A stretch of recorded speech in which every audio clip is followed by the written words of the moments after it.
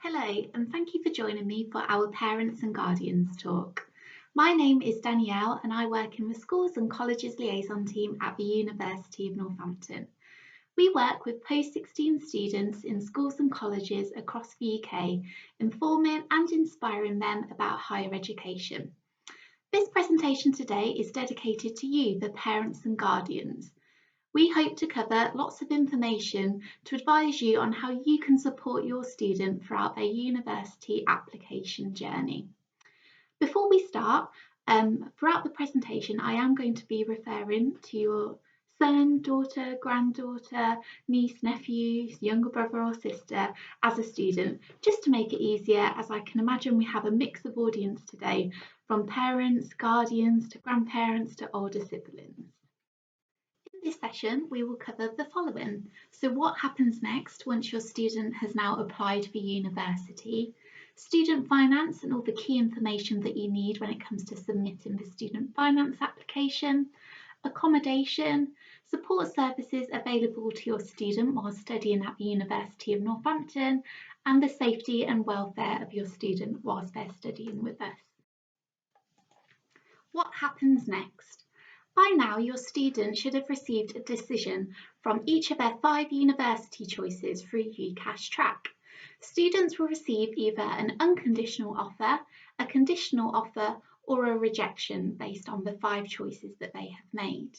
An unconditional offer is when a university would like to offer your student a place straight away, so they have made an exceptional application. A conditional offer means that the university would like to offer your student a place based on them meeting the entry requirements for the course that they have chosen. A rejection isn't the nicest of words, but this means that unfortunately the application for this university has been unsuccessful. Once every university has made a decision, your student must then decide which 2 offers they would like to hold as their firm choice and their insurance choice. A firm choice means that this is the university that your student wants to study at. An insurance choice should be considered as a backup, so this is their second choice. Students can keep up to date with all of this information and their offers on UCAS Track, and it's really important that you encourage them to keep checking and making sure that they are on track when it comes to making their choices, especially once they have received all 5 offers and they need to decide which will be their firm choice and which will be their insurance choice.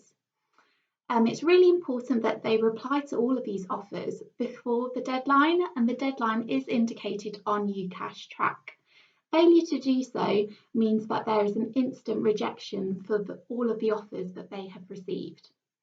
It's also important to know that due to Data Protection Acts and the more recent GDPR regulations, we are unable to disclose any university information with the parent or guardian. The relationship that we have is directly with the student, as they're applying to the university as an 18-year-old, so as an adult. So we have that direct communication with them. So it's really key that you keep asking questions, show that interest, offer that support, to know that you can get the information from your student, as unfortunately you cannot contact us directly to receive the information. So make sure you keep them in check and offer that support, just to make sure that their application is on the right track and they have made their choices in time for the deadlines.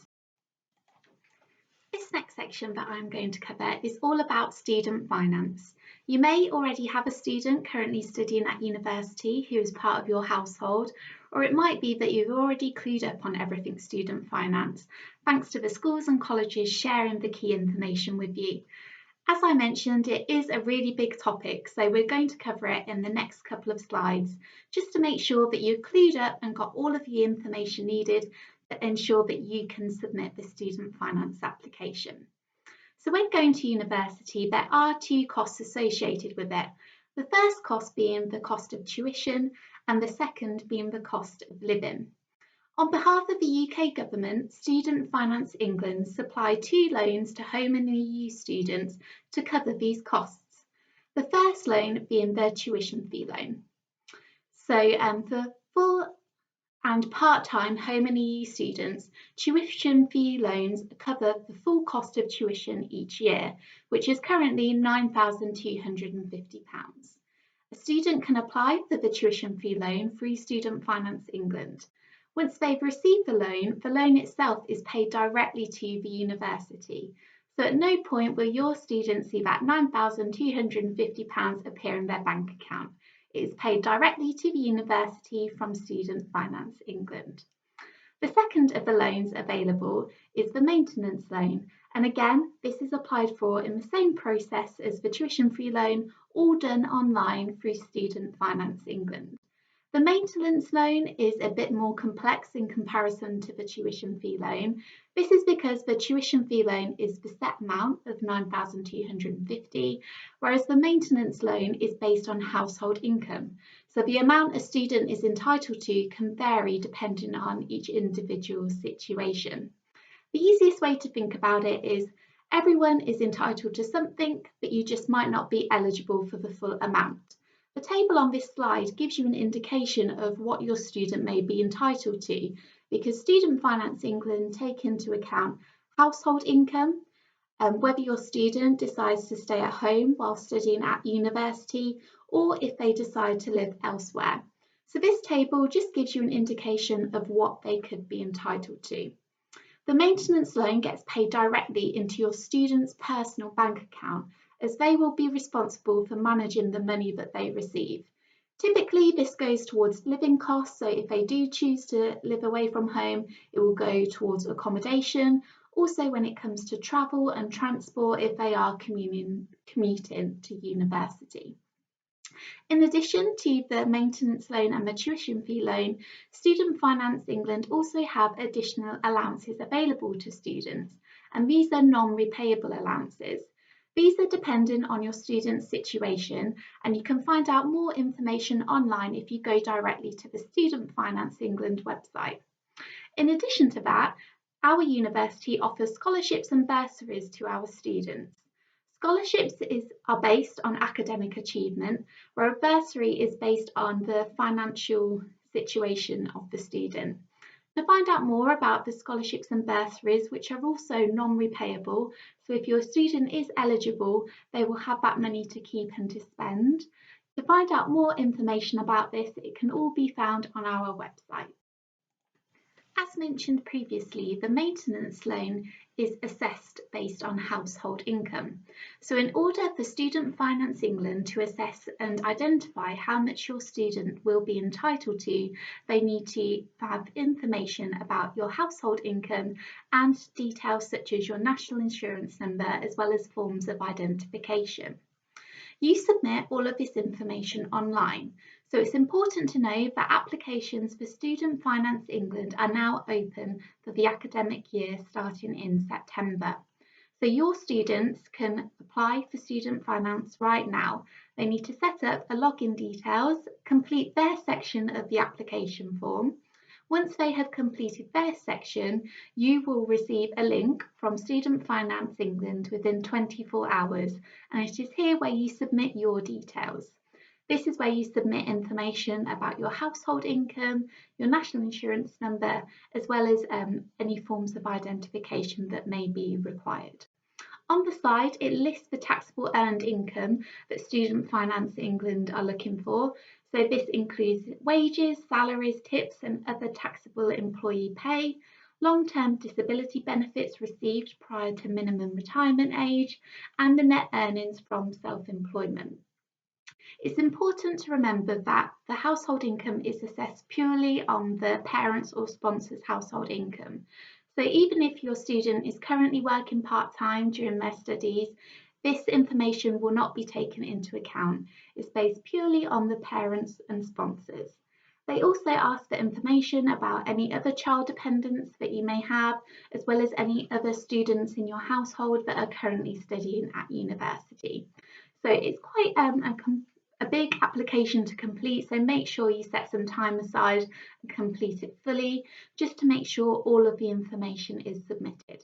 Once you've submitted your section and your student has submitted their part, it can be fully submitted and assessed through Student Finance England. It takes about 6 to 8 weeks for Student Finance England to assess the application, so it's really important that this application is the next thing on your list when it comes to the student journey, just because it's really important that the application is submitted in plenty of time for your student to receive the finance when they start university in September. Student Finance England give an indication of submitting the applications by the 25th of May, just to ensure that your student receives the funding in time. Loans for tuition and maintenance will not need to be repaid until the student has completed their course, and it is only once they are earning above the £25,000 threshold. Repayments are 9% of any of the earnings above this threshold, and the table on the slide gives you an indication of what your student can expect when it comes to monthly repayments. So for an example, if the student is earning £27,000 a year, which is a great graduate earning once they've graduated from university, 9% will be deducted from the earnings, so that's about £2,000 a year, working out at a monthly repayment of £15. So not too dissimilar to an additional mobile phone contract, and as you can see, the repayments are manageable each month and are not taking a big chunk out of their well-earned graduate earnings. If for any reason earnings fall below that £25,000 once a student has graduated, repayments will be suspended and will only reapply once those earnings hit that threshold again of £25,000. Any outstanding balance is cleared after 30 years of taking out the loan. It's worth knowing that repayments happen automatically, so the student doesn't need to set up a direct debit. As soon as Student Finance England can identify that the student is earning that £25,000 or more through having access to their national insurance number, the repayments will happen automatically. And to view the repayments, you can see this on your student's payslip. So similar to now how national insurance is deducted on a section of the payslip, the student finance repayments will appear in a similar format. So at no point will your student be able to see the information in their bank statements or anything like that. It can be viewed on their payslips. Also, there's a common myth when it comes to student finance that taking out a student loan will affect your credit rating, and this isn't the case. It's also worth knowing that the repayments do really take into account the student's situation. So like I said before, if for any reason the earnings drop below that £25,000 once your student has graduated, the repayments will stop. Whereas if your student had taken out a credit card, the repayments happen regardless of the personal situation. If for any reason your student does stop studying at university or drops out of their course, it is really important to know that they will need to repay the loan amount that they have borrowed through Student Finance England. And now the final slide on our student finance section is all about budgeting. Budgeting is a skill that your students will become very familiar with throughout their time at university, and it often is a steep learning curve. So as I mentioned, the maintenance loan helps towards students' costs of living, but many students find that this doesn't cover everything, and they may need to find additional sources of income to support them throughout their studies. So I also mentioned that universities offer bursaries and scholarships, so your student may be entitled to those, and they can find out information about these online on our website. So bursaries and scholarships may be paid differently to how a maintenance loan is. So a maintenance loan appears in a student's bank account and it is paid in 3 instalments to coincide with the academic year. So typically your student will receive their maintenance loan in September, January and April throughout their time of study at university. Bursaries might be a bit different, so it's important that your student does their research and finds out when they are expected to receive their bursaries or scholarships. Will it be paid in a one-off payment or will it be paid in instalments similar to the maintenance loan? That way they can have an idea of when money is coming in and how they can utilise it and help towards their cost of living whilst at university. So as I mentioned, they may need to source some additional ways to get income, and that could be through part-time work. And we do have lots of support here on campus through uni temps who help our students find that flexible work both on and off campus. So we have quite a lot of on-campus jobs, including working as a student ambassador. If you have visited us before, whether that be for an interview or for an open day or to come on a campus tour, you would have met one of our student ambassadors, and they will be dressed in blue with student ambassador over them, so very visible to find. And these are current students at the university. They get paid for these campus jobs, sharing their information, being a part of events and representing the university and being a brand advocate. This is really flexible working and works really well to accommodate throughout your time of studying at the university, so it can work around your studies, which is really important because studying for your course is the key reason why you are here at the University of Northampton. Your students may be lucky enough to receive parental contributions, and for you it's also worth considering different alternatives. So what could have more value? Of course, money in the bank would be great, but think about other ways that you can support your student. Could it be that when you come and visit them, you take them to a food shop and stock up on all of those essentials? I'm sure that would go down really well and also be of real big use to your student while studying. Also, there's lots of student bank accounts out there for your student to find out about, research, and really take advantage, but the benefits are available to them. We recommend going on some impartial sites like the Money Saving Expert, and on the slide here it just gives you an example of the different student bank accounts available and what sort of incentives and benefits are available to your student. And it's worth doing research to really find out what your student can take advantage of.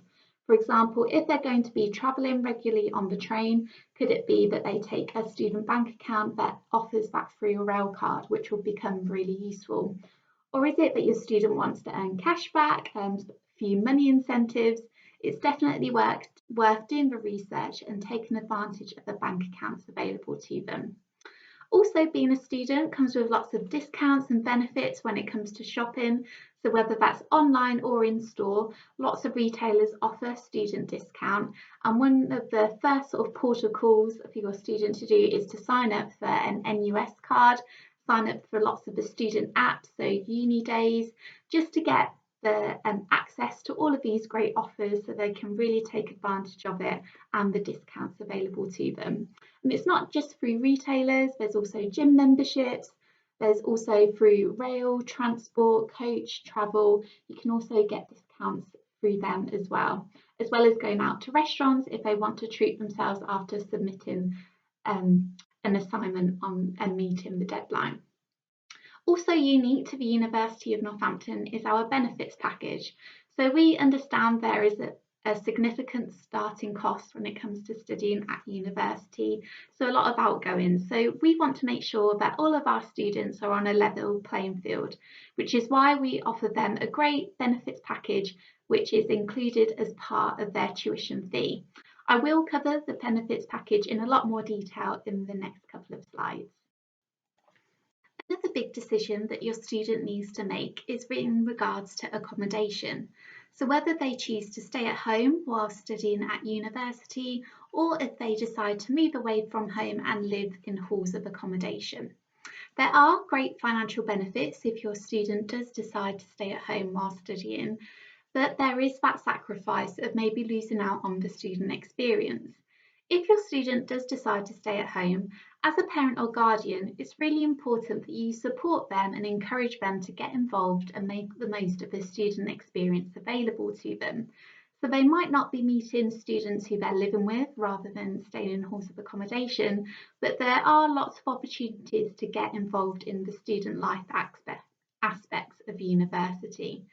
So outside of their course, they can get involved in sports clubs and societies, they can do some volunteering on campus, as well as taking advantage of an on-campus job, such as working as a student ambassador. It's really important that they see university and take advantage of the full university experience. So rather than just travelling to university, attending a seminar or a course talk or just doing some coursework and going straight back home, make sure they travel into university, take advantage of the facilities that we've got here. So rather than going home and doing their assignment, stay on campus and utilise our on-campus facilities such as the Learning Hub, take advantage of our meeting rooms and hold group sort of discussions, working within teams, and really taking advantage of the facilities that are available to them. And as a parent, that's something you can really encourage them to do. If your student does decide to move away from home and live in halls of accommodation, we do have lots of different accommodation available for them to choose from. And this is all varying based on budget, also location, and also what your student preferences are. So it's really important that your student and yourselves do the research to find out what accommodation is available to them and what their preferences are. You may have been lucky enough to visit us at an open day and actually see our on-site halls of accommodation. So we do have on-site halls of accommodation on campus, varying from townhouses to the traditional halls of residence to studio flats. So all of them with different price points as well as different preferences. So whether you want that ensuite or you're happy to share a bathroom with someone, and also looking at those communal living spaces as well. We also have accommodation close to the town centre, which is less than a 10-minute walk to our Waterside campus. So great location to be in the heart of the town, and it also has different options when it comes to studios, traditional halls of residence. If you haven't been able to take a look at our accommodation in person, definitely check out our website. So it lists all of the accommodation options available, goes into detail, and you can also take a virtual tour when it comes to our accommodation types. So like I said, we've got on campus, we've also got town centre accommodation, but if your student is happy to go a bit further afield, we do have a student village, which is really accessible when it comes to public transport between the halls of residence to the actual university itself. On this slide, it does give you an example of the room type, the location and the accommodation and what the price points are. So this is a good starting point, but really important to do your research, as it will be seen that your student receives their accommodation email. And it's when they receive their accommodation email, they need to make their choices of what their preferred halls of accommodation will be when they study with us. So get that research done now so that you and your student have sort of your top choices when it comes to where they want to be living whilst they're studying with us, just to make sure that when they do receive the accommodation email, they can respond to it promptly and have their choices in mind. As part of accommodation, your student will also need to pay a £300 refundable deposit. It is refundable, but it is based on how the accommodation is left once they finish after their first year. Also, when it comes to moving away from home, there's lots of things to consider. So it is a really exciting prospect moving away from home, starting your university adventure, and halls of residence is sort of the first starting point, moving into your room and meeting your flatmates, getting to know different people. So it is really exciting, but it can also be quite scary and nerve-wracking, and your students may become homesick during stages of their time at university. So this is your chance and your opportunity to really show that support when it comes to them moving into their halls of accommodation, as well as supporting them with the build-up when it comes to thinking about what things they need to take with them, and also just being on the other end of the phone and ready to talk to them if they ever need support. Also, when it comes to thinking about top things to take, it's really important that your students think about the essentials. So what are the key things they're going to need whilst at university? Definitely thinking about seasonal clothing, so they've got something to suit all the seasons because they will be studying with us from September into the summertime. Also thinking about key things like kitchen utensils, kitchen appliances, cleaning products. So as well as stocking up on these key items, this would also be a great opportunity to support your student when it comes to thinking of recipes, easy meals to make, maybe showing them how to switch on a washing machine and do their washing for the first time. All key skills that will be really useful when it comes to them moving away from home and surviving their first year outside of university. Also, when you are thinking about those lists, it's really important to think about the academic side of things. So we can get carried away with buying lots of pots, pans, kettles, all things like that, which are really important. But also your student needs to think about if there's any materials that they need to support with their course. So do they need to buy some art materials if they're studying an art course? Do they need to make sure that they're all stocked up? Also, a USB stick is really handy to save any documents that they need, and if they also need any stationery, notepads, folders, just things like that, something that they can get sorted ready for when they move in their halls of residence. Also, when they're studying at university, it's a great reason for you to visit your students, to check up on them in person, as well as those regular phone calls and chats. And seeing them in person is just a great way to see how they are getting on, and also for your student to show their university life to you. So we really recommend, if you can, to visit your students in person and just get a feel for how they're getting on while studying at university. You can ask them to take you to the student hotspots and give you a show of the town and sort of where they like to go whilst they're studying with us, as well as taking advantage of the different areas of Northampton that you may be interested in. So we have Delapree Abbey, which is a beautiful National Trust park. We also have lots of bars, restaurants, nice town centre with a great community feel. We've got theatres as well, so lots of things to explore outside of the student nightlife as well as that. We also have two sports teams at Northampton, so we have the Northampton Saints and the Cobblers, the football team. So it is important, if you are thinking of meeting your student, to take into account match days, just because the traffic will be a bit heavier when you come to visit. Also, the good thing about Northampton being quite central is we have great transport links. So from whether you're travelling by car, rail, or also lots of great buses. So lots of ways to make the town really accessible, whether that's you dropping your student off to move into their halls of residence or for when you visit. But also, if your student needs to get home for any particular reason, they can understand what transport links are there. And it's good for you to know that you have that reassurance that your student is safe and can get home if they need to. No matter how prepared your student seems for university life, it is still good to know that there are a range of support services out there when they study with the University of Northampton. This includes our financial guidance team, who can offer support and advice when it comes to money management and budgeting, as well as liaising between funding bodies for the student and offering support when it comes to applying for bursaries, scholarships and awards. We also have our learning and development team. This consists of academic librarians who can support your student finding the right source material when it comes to an assignment. And our learning and development team themselves can support your student when it comes to developing their academic skills, whether that be referencing, putting together their first piece of academic work, putting together assignments. They are on hand to support them, especially during the transition between school and college work to university work is quite a big jump. We also have our Changemaker team built up of careers and employability advisors, offering support when it comes to mentoring, as well as interview drop-ins, one-on-one CV sessions, as well as supporting your student finding paid work experience and volunteering opportunities to make them more employable once they graduate at university. There's lots more information about our Changemaker Hub and how your student can get involved online, so really check them out on our website, as it's a great support system that your students should take advantage of.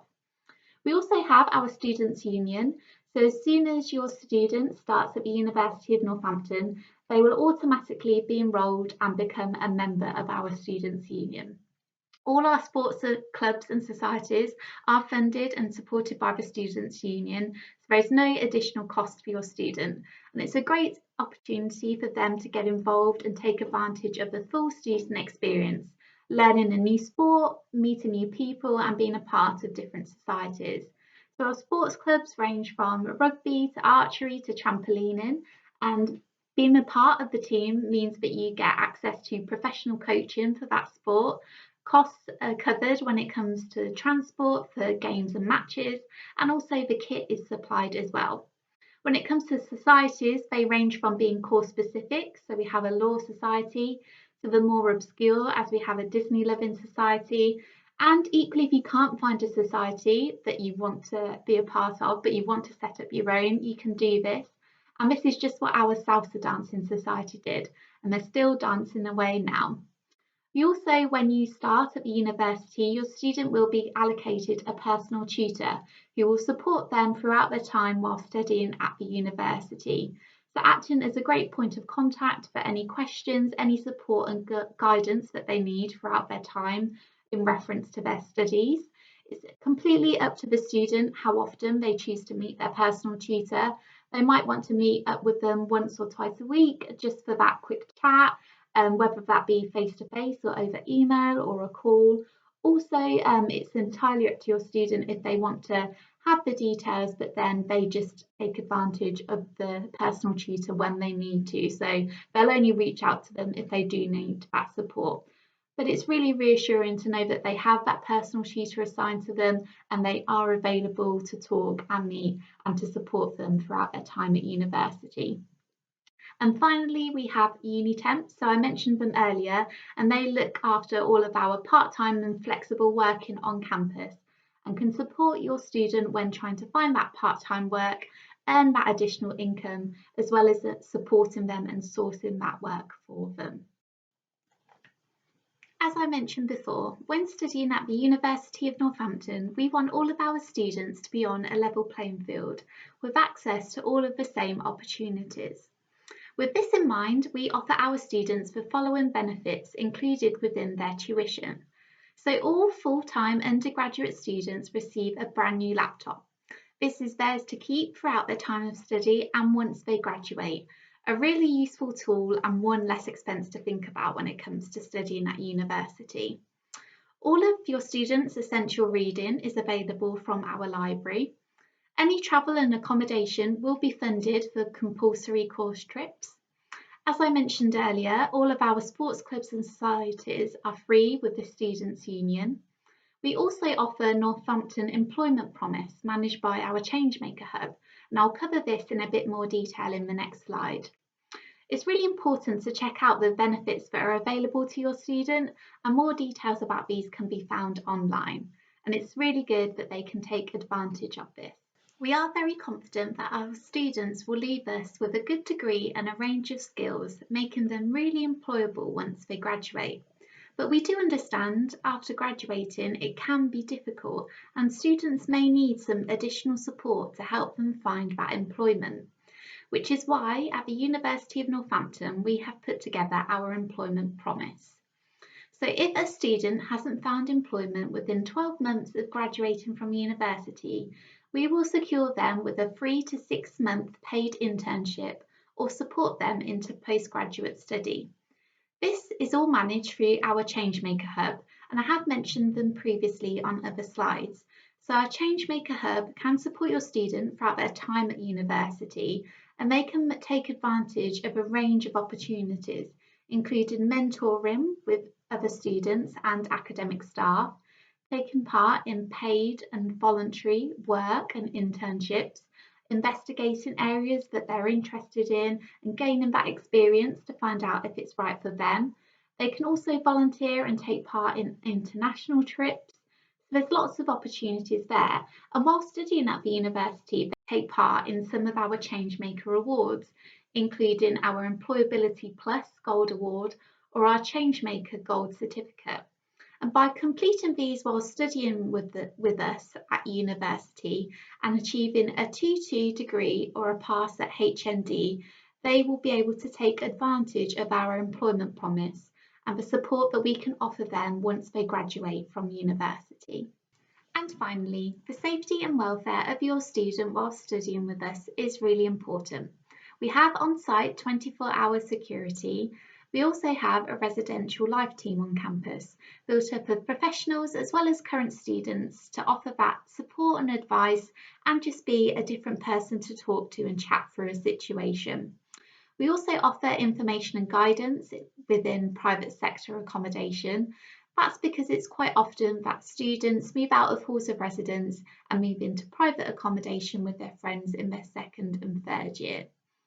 If your student is thinking of moving away from home and living in halls of accommodation while studying with us, we highly recommend that they register for a local doctor's surgery. We do have a surgery on campus at Waterside that they can register to. We also have a counselling and mental health team available for students who suffer with emotional or mental health difficulties or have a mental health condition. And we can offer that support and guidance and help them throughout their transition from moving away from home to university life. And finally, we have our additional support and inclusion services team, also referred to as ASSIST, and they offer support when it comes to students with additional needs and any disability access that they need support with, and they can make sure that the transition is as smooth as possible and offer that support throughout their time at university. You can get in touch with our ASSIST team before starting at university to put any plans in place or for them to answer any questions. If you go online, you can find their details and ask those relevant questions. And that's everything from me. Thank you for joining me today for our Parents and Guardians talk. I really hope that you found the information useful and really offers that guidance